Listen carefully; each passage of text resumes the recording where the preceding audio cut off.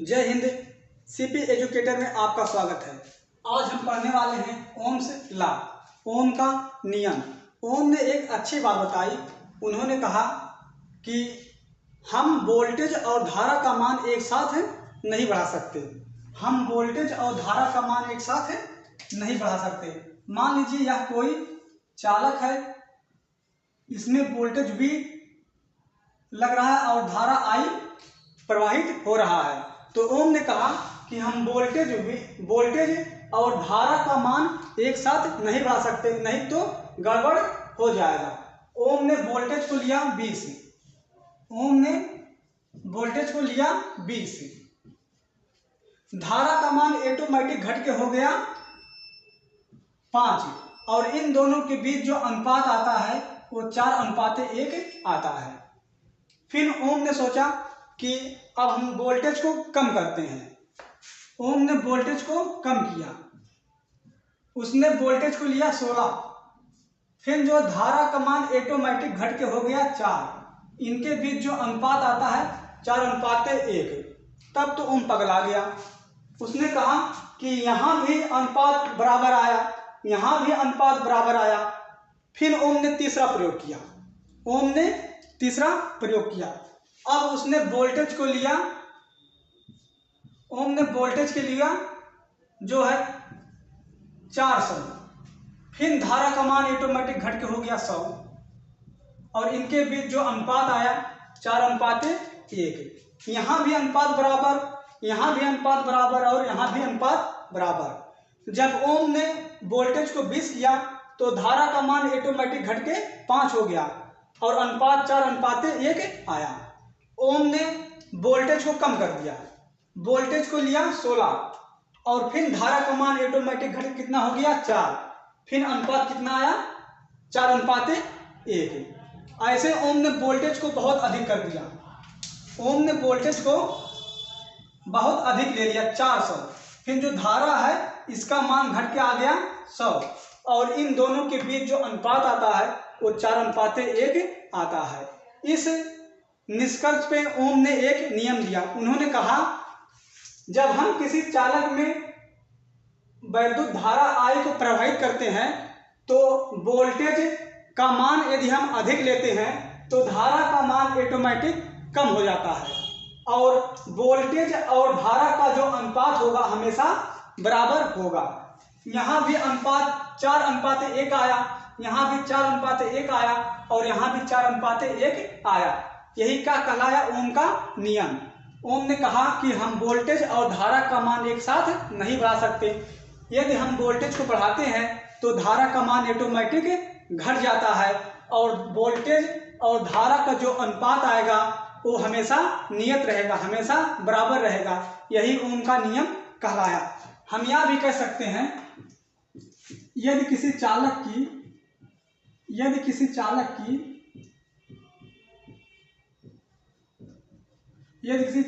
की भौतिक अवस्थाएं, यदि किसी चालक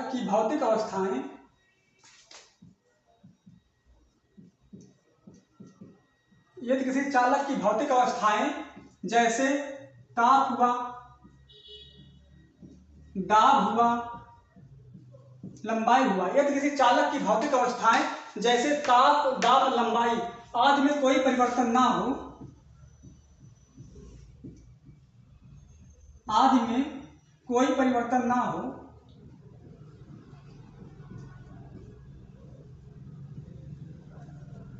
आदि में कोई परिवर्तन ना हो तो इनके सिरों पर लगाया गया विभवांतर V, तो उनके सिरों पर लगाया गया विभवांतर V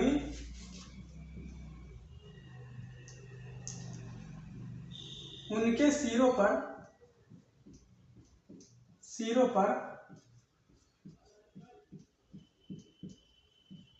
लगाया गया विभवांतर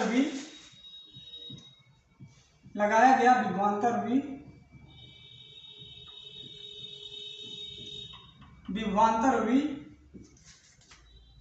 तथा उसमें बहने वाली धारा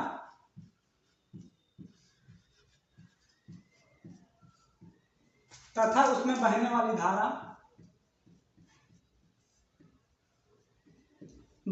धारा का अनुपात नियत रहता है।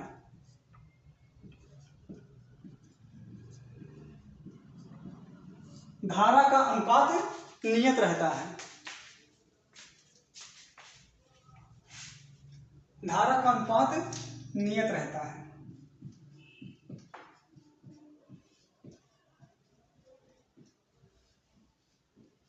धारा का अनुपात नियत रहता है, क्योंकि यहाँ भी जो अनुपात आया 4:1, यहाँ भी जो अनुपात आया 4:1, और यहाँ भी जो अनुपात आया वो 4:1। हम इसको यह भी कह सकते हैं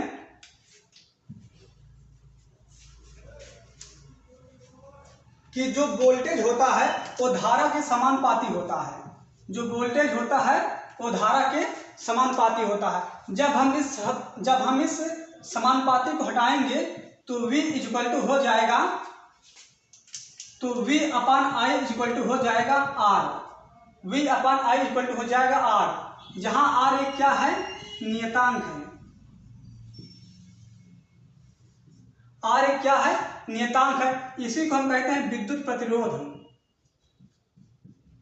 विद्युत प्रतिरोध, इसी को हम कहते हैं विद्युत प्रतिरोध। क्यों कहते हैं? क्योंकि जब हम चालक में वोल्टेज V लगाएंगे और धारा I प्रवाहित होगा, तो इस धारा को आगे ले जाने के लिए वोल्टेज काम करेगा और इस धारा के मार्ग में जो बाधा उत्पन्न करेगा उसी को हम कहते हैं विद्युत प्रतिरोध। तो यहाँ R क्या है, एक नियतांक है, इसी को हम कहते हैं विद्युत प्रतिरोध। अब हम इसको इस तरह से लिख सकते हैं। अब हम R को जो है इधर पक्षांतर करेंगे तो V इक्वल टू I